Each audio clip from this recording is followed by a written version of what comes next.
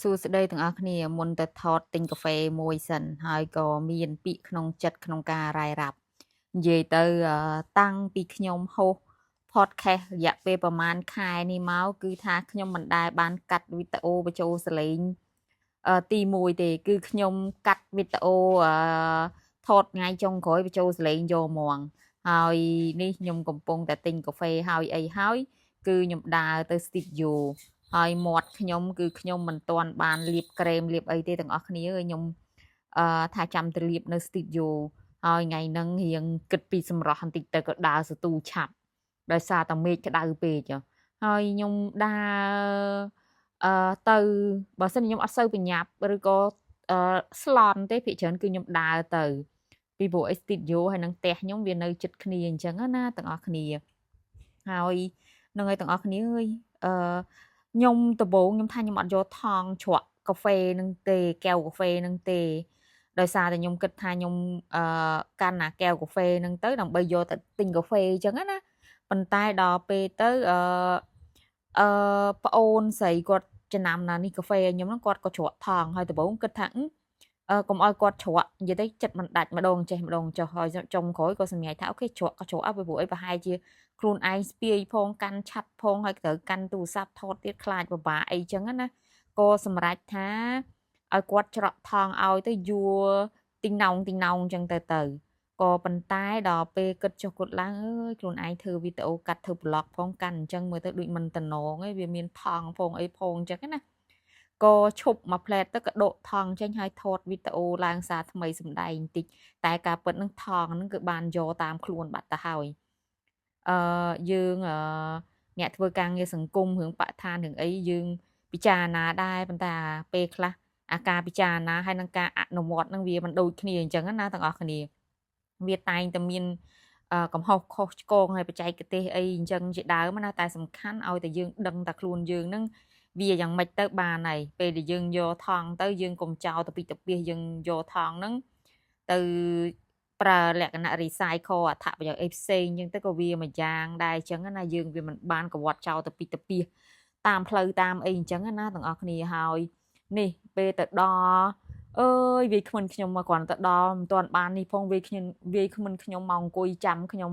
ហើយខ្ញុំគ្រាន់តែដល់ភ្លាមខ្ញុំឆែកទូរស័ព្ទវាគ្មិនរបស់ខ្ញុំមកដល់ហើយតែមកផងផ្ញើសារមកផងអញ្ចឹងណាហើយឡើងមានអារម្មណ៍ខ្លាចចិត្តគាត់ហើយវាគ្មិនរបស់ខ្ញុំគឺគាត់ធ្វើពាក់ព័ន្ធជាមួយនឹងនេះគាត់យកស្លឹកឈើយកមកឆ្នៃចេញជាអឺកសែងបង្គោលដូចដែលទាំងអស់គ្នាឃើញនៅក្នុងវីដេអូហ្នឹងអញ្ចឹងណាគាត់ឆ្នៃនៅលើមួកឆ្នៃនៅលើអាវរបស់គាត់អីជាដើមហើយគាត់ក៏បានយកកសែងយកអីមកធ្វើ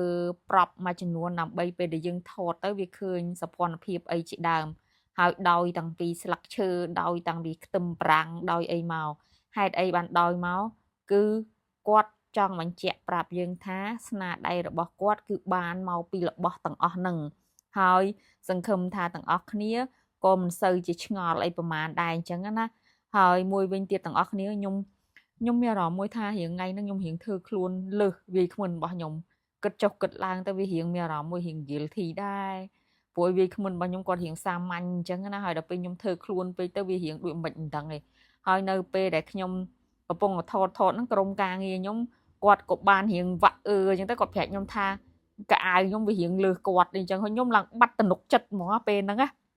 ខ្ញុំរៀងបាត់បង់ទំនុកចិត្តដោយសារតែខ្ញុំមានអារម្មណ៍ថាកៅអៅរបស់ខ្ញុំហ្នឹងខ្ញុំពាក់អាវធំទៅវាអត់សូវស៊ីជាមួយនឹងវាយគ្មិនរបស់ខ្ញុំហើយអាការធ្វើខ្លួនរបស់ខ្ញុំហ្នឹងក៏វារៀងលើសពីវាយគ្មិនរបស់ខ្ញុំអញ្ចឹងដែរណាក៏ប៉ុន្តែវាមិនជាថ្មីអីទេឥឡូវហ្នឹងគឺយើងថតបានពាក់កណ្ដាលហើយដល់ពេលទៅខ្ញុំក៏នឹកឃើញថាបើសិនជាខ្ញុំរៀងស្លៀកពាក់ឲ្យស៊ីជាមួយវាគ្មិនរបស់ខ្ញុំប្រហែលជាវារៀងសមរម្យអីអញ្ចឹងជាដើមណាទាំងអស់គ្នាហើយនៅពេលដែលពេលថតហ្នឹងក៏ឈប់សម្រាកបន្តិចដល់ពេលឈប់សម្រាកបន្តិចទៅក៏យកអាកសែងរបស់គាត់ហ្នឹងយកមកដាក់លើខ្លួនខ្ញុំហើយខ្ញុំមិនបាច់ពាក់អាវធំទេអាកន្លែងហ្នឹងគ្រាន់តែនេះភ្លាមវ័យគ្មិនរបស់ខ្ញុំហើយខ្ញុំអីមានអារម្មណ៍ថាវ៉ាវមើលទៅប្លែកស្អាតអីអញ្ចឹងហើយវាទៅវាអត់ខុសគ្នាខ្លាំងអីអញ្ចឹងណាក៏ប៉ុន្តែវាចែកដនអីទាំងអស់គ្នាអើយ ថតបានពាក់កណ្ដាលហើយបានយើងចាប់អារម្មណ៍ទៅដល់ត្រង់ចំណុចហ្នឹងណានេះគឺជាមេរៀនមួយសម្រាប់ខ្លួនឯងពេលក្រោយហើយក៏ជាមេរៀនមួយសម្រាប់បងប្អូនឬក៏បងប្អូនដែលគាត់តាក់ទងធ្វើការងារតាក់ទងមួយ production មួយ prop មួយអីជាដើមអញ្ចឹងណាបើសិនជាគេអ្នកជំនាញហ្មងប្រហែលជាគេអាចគិតឃើញតាំងពីដើមប៉ុន្តែដល់ពេលខ្ញុំវាវាក់ពាក់កណ្ដាលទីអញ្ចឹងទៅបើសិនជាយើងដូរអត់ពាក់អាវធំហើយយើងយកកសែងនឹងមកគ្របវារៀងប្លែកខ្លាំងអញ្ចឹងណាអញ្ចឹងក៏អត់បានដូរទៅតាមអ្វីដែលឃើញថាយកកសែងមកដាក់លើខ្លួនធ្វើជាម៉ូតកអាវអីអញ្ចឹងទៅក៏អូខេសម្រាប់ថានាំគ្នាថតទៅអញ្ចឹងហ្មងទៅហើយមួយវិញទៀតយើងអាចយកកសែងហ្នឹងមកដាក់លើអាវធំខ្ញុំវិញអញ្ចឹងណាប៉ុន្តែវាអត់សូវស្អាតដូចដែរយើងដូចដែលខ្ញុំអត់ពាក់អាវធំហើយខ្ញុំយកអាកសែងហ្នឹងមកដាក់លើខ្លួនខ្ញុំវិញអញ្ចឹងណាមើលទៅស៊ីគ្នាស៊ីមែនតែនស្អាតមែនតែនសំបីតាវាគ្មិនរបស់ខ្ញុំក៏គាត់និយាយថាអូយស្អាតណាហើយខ្ញុំ appreciate ស្នាដៃរបស់គាត់ដែលគាត់បានធ្វើទៅលើការងារច្នៃប្រឌិតរបស់គាត់ហ្នឹងណាទាំងអស់គ្នាគឺគាត់យកស្លឹកឈើយកទៅចំហុយនឹងធ្វើជា pattern នៅលើកសែងបង្គោលនៅលើកអាវលើអីគាត់ជាដើមដូចទាំងអស់គ្នាឃើញនៅក្នុងវីដេអូហ្នឹងអញ្ចឹងណាហើយប្លែកស្អាតហើយវាជាគំនិតច្នៃប្រឌិតមួយហើយមួយវិញទៀតអ្វីដែលខ្ញុំស្រឡាញ់ពេញចិត្តមែនតើនឹងគឺវាយក្មិនរបស់ខ្ញុំគាត់មានអាសា inspire ទៅកាន់ក្មេងៗហើយនឹងស្ត្រីយើងជំនាន់ក្រោយអញ្ចឹងណាគាត់ថាការពិតស្ត្រីរបស់យើងសិតតែមានគំនិតច្នៃប្រឌិតមានការគិតមានការអីជាលក្ខណៈមួយជា unique ទាំងអស់ក៏ប៉ុន្តែគាត់ថាពេលខ្លះគាត់ខ្លាចនៅឧបសគ្គដែលមិនទាន់បានធ្វើហ្នឹងណាហើយគាត់ខ្លាចនេះខ្លាចនោះហើយខ្ញុំយល់ពាក់ព័ន្ធជាមួយនឹងផ្នត់គណិតហ្នឹងអញ្ចឹងជាដើមណាហើយការពិតឧបសគ្គដែល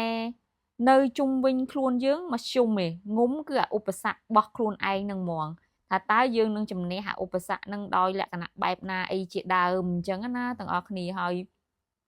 ខ្ញុំយល់ពីព្រោះខ្ញុំធ្លាប់ឆ្លងកាត់បទពិសោធន៍នឹងដែរមួយមិនងាយស្រួលទាំងអស់គ្នាអាគេដូចនិយាយដែរអាគេមធ្យមវិញងុំមកខ្លួនឯងទាំងមកយកឈ្នះខ្លួនឯងបានម្ដងហ្នឹងអើយសឹងដាច់ខ្យល់ហើយសមោលដែលខ្លាចបំផុតហ្នឹងគឺសមោលរបស់ខ្លួនឯងនឹងហ្មងក៏ប៉ុន្តែដឹងធ្វើមិនបើអាសមោលហ្នឹងវាចេះដើរតាមយើងដូចនៅក្នុងវីដេអូហ្នឹងអញ្ចឹងទាំងអស់គ្នាឃើញអត់ពេលដែលខ្ញុំដើរហ្នឹងគឺសមោលហ្នឹងដើរតាមខ្ញុំហើយសមោលហ្នឹងគឺវាដើរមុនខ្ញុំទៀតហើយពេលខ្លះសមោលដើរក្រោយយើងឬក៏សមោលដើរមុនយើងតែសំខាន់ថាតើយើងនឹងដើរជាមួយនឹងសមោលហ្នឹងដោយរបៀបណាមែនទេអ្នកទាំងអស់គ្នាហើយកុំរាយរាប់ច្រើនពេកឥឡូវមកមើលនេះវីដេអូស្នាដៃវាគ្មិនរបស់យើងនេះឡូយគាត់ច្នៃប្រឌិតហើយកសែងអីហ្នឹងអូយតសើស្នាដៃគាត់ទាំងអស់គ្នានេះអីវ៉ៃអីវ៉ាន់យកមកបង្ហាញមកអីហ្នឹងហើយថតហើយអីហើយក៏បានជជែកពិភាក្សាជាមួយនឹងវាយគ្មិនរបស់យើងថតវីដេអូថតអីលេងទុកជាអនុស្សាវរីយ៍អញ្ចឹងណាមិនងាយបានជួបគ្នាទេជួបគ្នាតែនៅពេលជួបចែកដន្យនៅកម្មវិធីពេលជួបចែកដន្យពេលអីឬក៏ត្រូវមានថតមានអីអញ្ចឹងមិនបានជួបគ្នានេះទាំងអស់គ្នាអាកសែងដែលខ្ញុំចង់ប្រាប់ទាំងអស់គ្នាថានៅពេលដែលខ្ញុំយកមកធ្វើអញ្ចឹងគឺស្អាតជាងពេលខ្ញុំពាក់អាវធំពីព្រោះឲ្យពេលដែលខ្ញុំពាក់អាវធំទៅគឺខ្ញុំហើយវាគ្មិនរបស់ខ្ញុំខុសគ្នាឆ្ងាយណាស់ហើយអូខេប៉ុន្តែឥឡូវនឹងវីដេអូហ្នឹងទៅជាអញ្ចឹងហើយសង្ឃឹមថាវីដេអូហ្នឹងមិនមានការប្រៀបធៀបឬក៏មិនមានការដែលបើមានក៏មានតែមិនដឹងធ្វើម៉េចទេបើវាទៅជាអញ្ចឹងហើយប៉ុន្តែសូមខមមិនឲ្យមានវិជ្ជាជីវៈមកទាំងអស់គ្នាអើយកុំជេរ